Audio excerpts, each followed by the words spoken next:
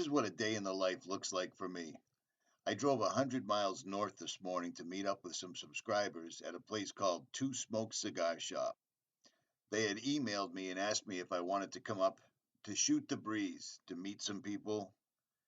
And the guys that I met were not your average preachers, put it that way. Heavily tattooed, very well versed in the Bible, and every single solitary one was open carrying.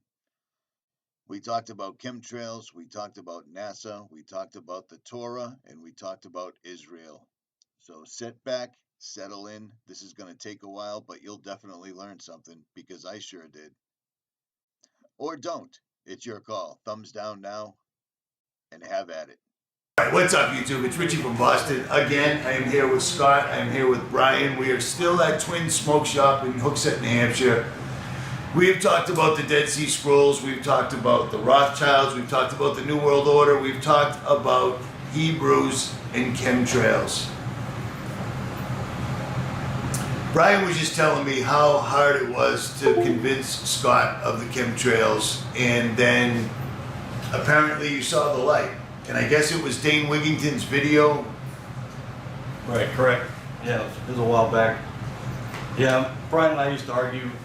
Like, seriously, like if you saw us, you would think we weren't even friends. Really? Yeah, I was quite the asshole. I think. and we've been friends for a long time. But the thing is I've been an asshole a long time. we live in a culture where they incorporate all these subtle little hints. You'll be watching Seinfeld and somebody will say something about JFK and everyone else ridicules them, and that translates. Nobody wants to be the conspiracy theorist. Mm-hmm. And it turns out in I think the late 2014-ish, the CIA declassified a document where they actually weaponized the phrase conspiracy theorist. Yep. They came up with the weaponization so that anybody that presents any information to you that doesn't go along with mainstream, the government line, so forth or so on, it automatically pops up, you're a conspiracy theorist.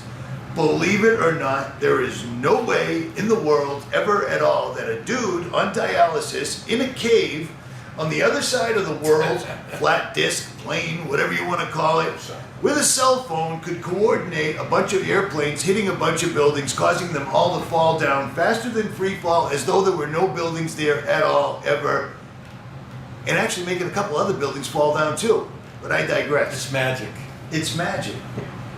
It's magic. And the more I looked for answers, the more I discovered that we are indeed living in the end of the Bible. Absolutely. How crazy is that? And now everybody, every generation before us thought the same. That's right. Except, how is it us? What if you had to say one thing to prove without a shadow of a doubt, for the most part, that we are the generation, what would it be, in your opinion?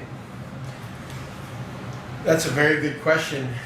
The first thing that pops to my mind, honestly, calling good evil and evil good. That's the first thing that pops to mind, because never before, you go back to when we were growing up, what they showed on TV, go back to what our parents grew up watching, never before have we put out there as a societal norm to call things that used to be bad now good. Front page of National Geographic. Never before. National Geographic. Here's a bunch of pygmy folk from the other side of the world that live in the jungle, to suddenly there's a transgender boy or girl on the cover of National Geographic. What in the world does that even have to do with National Geographic? And then why are they pushing it? And that was the cover of 2016. Think about it. Isn't that sum it up in a nutshell? Calling good evil and evil good. It does. I remember people talking about, the tribulation and the Iron Curtain was still up. And then in our generation, we saw the wall come down, right? Yep. And then you hear, you go through the Cold War and the whole.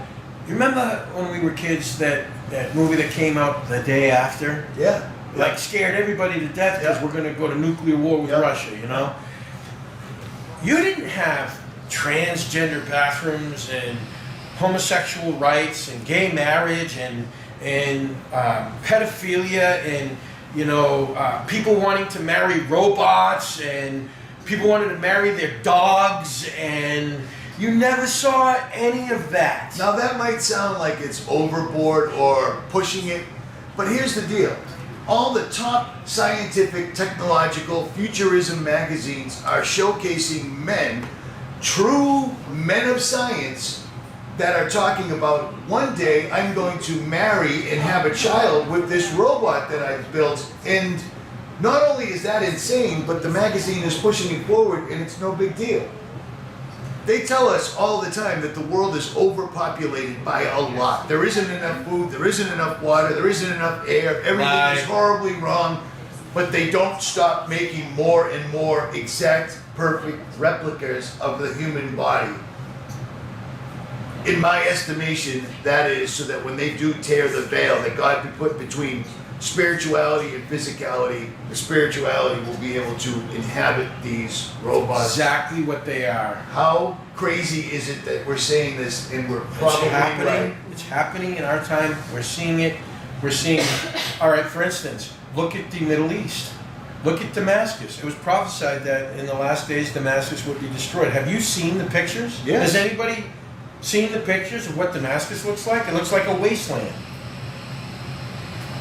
And the funny thing is Damascus is being ruined simply because they don't have a central bank. Oh, Imagine that. Like every other country we went into and said the dictator has to come down. That's right. What was it, Gaddafi that was going to go to the gold standard? I'm not saying the guy was a good guy, but the minute he said, "Hey, we're going to go to the gold standard," what happened? Let's go. Hey, we're going to send some freedom that way. That's right. Freedom at the barrel of a gun. Mm-hmm. I'm 50 years old. We've been at war since the day I was born, Mm-hmm. and it hasn't stopped. We've been in a perpetual state of war, one way or the other. And it turns out that if you go and look into Gaddafi's real history, he actually gave his people education, food. A lot of his people loved him. It's amazing. It's not like Saddam. A lot of Saddam's people, they hated him. Saddam was put there by the U.S. government. Right. And then we lied Yep. and said he was doing ABC so that we could go in and wipe him out. We gave him permission. We gave him permission to go in there and sat there and waited. And then when he did, we said, CNN. "Yeah, no, Ooh. bad, yeah, exactly." So I mean, this is all how we can know. Good is being called evil. Evil is being called good. The righteousness that the Bible talks about is being called evil. I don't understand. Okay, I said this once to somebody. I said, people hate God, anything to do with Him. They hate the Bible, anything to do with it. And I always say, the Bible teaches you and I to have love, joy, peace, patience, meekness, humility, and faith. Do you see anything wrong with those attributes? Right. Do you? Well, if you And had yet the opposite is hatred, envy, covetousness, pride, arrogance. I mean, have you ever met somebody who's arrogant? oh yeah, every day. And have you ever met somebody who's humble? It's a rare thing. But what is the difference? And yet these good attributes everybody hates and doesn't want anything to do with it. That should tell us something. It's not only that they hate it, they ridicule it. They ridicule it. It's amazing how ridiculing people has become the norm. I don't understand what you're saying, so you're an idiot. I don't understand you, so you're an idiot. Yeah, and I don't agree with you, so you're an idiot. That's right. Just because I don't agree That's with you. And, so good, evil, evil, good, and then one more scripture. One more. Have I at it. have to. Have at it, brother. This know also, that in the last days perilous times shall come. For men shall be lovers of their own selves, covetous, boasters, proud, blasphemous, disobedient to parents, incontinent, fierce, heady, high-minded, lovers of pleasure more than lovers of God, having a form of godliness, but denying the power thereof. from such turn away. Is anything in that description I just gave you, forget about the world, does any of it describe our society right now? No. No. You know, proud, boastful, lovers of pleasure more than lovers of God. Everyone is so dead set arrogant about what they know because they've seen it on television. Television was the biggest trick that was ever Oh played. wait, Richie, I read it on Wikipedia. Right. And then when you show them the actual documentation, the so-called white papers, oh well, then it's just amazing times. Well, I think I said it to you one time. I said, I'm going to say a word. And the minute I say this word, right, I'm going to cast a spell on you and your brain is going to shut off. Okay, you ready for the word? You guys ready? Conspiracy. Your brain just shut off. That's it. You've been programmed. The minute you hear that word. Well, you know what the word conspiracy means, right? Conspiracy theory. If you say conspiracy theory, you're deemed a fool. You're a heretic. You get a tinfoil hat. Right. Conspiracy is actually a legal term because you can be convicted of a criminal conspiracy because it's two more people, right, conspiring to commit a crime. Right. You don't even have to commit the crime. You say, hey, let's go rob the bank down the road. There it is. And then we take a step in furtherance of that. That's a conspiracy to commit the felony robbery, right? Mhm. So when you talk about the government doing something, conspiracy means people in the government have conspired to do this. Chemtrails or whatever it is, they've conspired to do something that's illegal, right? And if you out that, you're a conspiracy theorist, and as you said earlier, they demonize that term. If you say that the government's conspiring, all conspiracy theorists, and your brain shuts off. Yeah. You don't hear them anymore.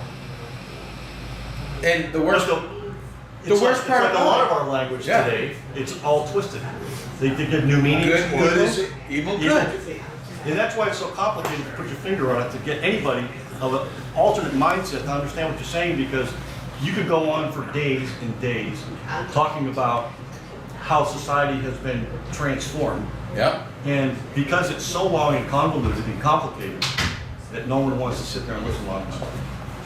But look at the generations. Just for example, in the 40s and 50s, you could take a rifle to school as a kid and learn how to shoot properly, learn the proper handling techniques for firearms so you don't shoot yourself or somebody else back, and have respect for a firearm. Mhm. And now, if you get anywhere near close to a school, you go to jail. Absolutely.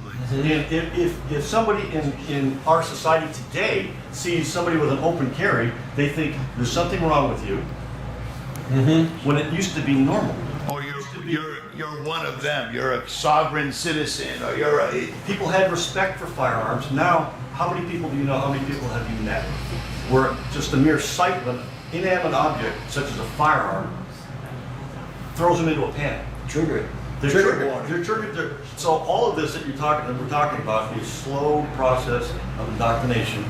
And to tell somebody today who's been indoctrinated, to explain all this to them, they don't listen. I don't know how many. And they times don't I want try to to. have Well conversations. said. My nieces, I've got my older brother has two nephews, or I have two nephews and two nieces.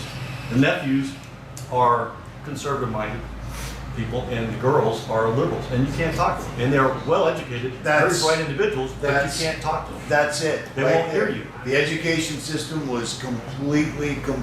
Saul Lewinsky went into that a long time ago. Hillary was a student of Saul Lewinsky. She wrote her, whatever it was called. thesis. Yes. That's how they did it. That's the point. The more educated somebody is now, Have you ever you're asked? never going to get to them. Have you ever asked what I mean? anybody? And none of them believe in God. Have you ever No, and asked? that's why. That's why you can't talk to them, because they don't believe in God. And what is it you've always said? If you don't believe in God, you'll fall for anything. That's It makes You don't have perfect faith. sense. Have you And ever they do. asked somebody though, legitimately say, what were schools invented for? Or why did we initiate schools? Have you ever asked anybody that? I've looked into it. I've covered that pretty extensively. The whole reason we have schools or schools where public schools were created was to teach the Bible. Oh, I didn't know that at all. Oh yeah. I didn't know Go that back. at all. Go back. The whole reason why it was initiated was to teach the Bible. Okay? And so you can see, and you can see where it's gone. It's become nothing but indoctrination centers. Period. And end of story. Indoctrination center. You know what? There are people going to school today. They come from conservative families. Okay, God-fearing conservative families. They go off to college and they come back atheists.